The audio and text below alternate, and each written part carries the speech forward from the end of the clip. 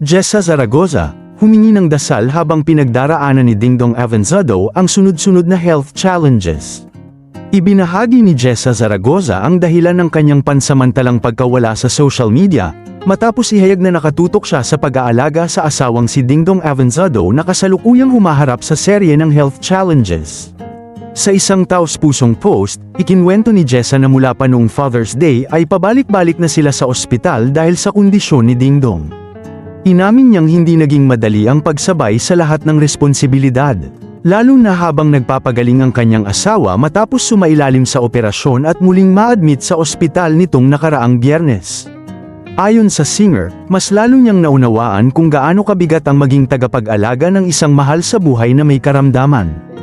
Aniya, kailangan niyang maging alerto sa lahat ng oras upang matugunan ang anumang pangangailangan ni Dingdong.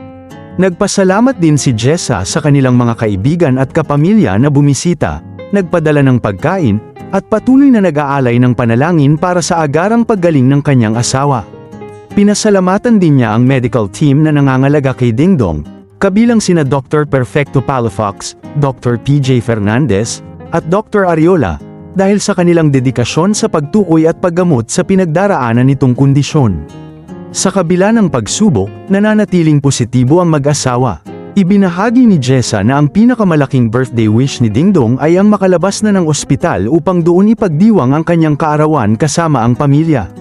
Narito ang buong mensahe ni Jessa Zaragoza. I've been MIA dahil sa mga todo-pasang kaganapan sa life. Pasensya na sa mga na-postpone kong skeds. Di ako makafocus talaga. Since Father's Day, June 22, we've been going back and forth to the hospital, as Dingdong's been facing health challenges. Between his surgery and being admitted again this past Friday, I've realized, di din biro mag-alaga ng loved ones mo na may karamdaman. I have to be on my toes all the time pag may kailangan siya.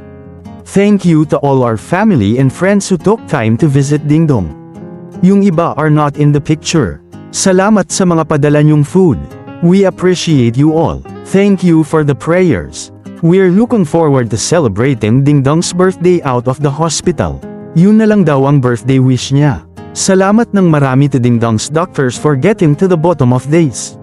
Especially to Dr. Perfecto Palafox, our cardiologist, Dr. PJ Fernandez, Dingdong's urologist, and Dr. Ariola, infectious disease doctor.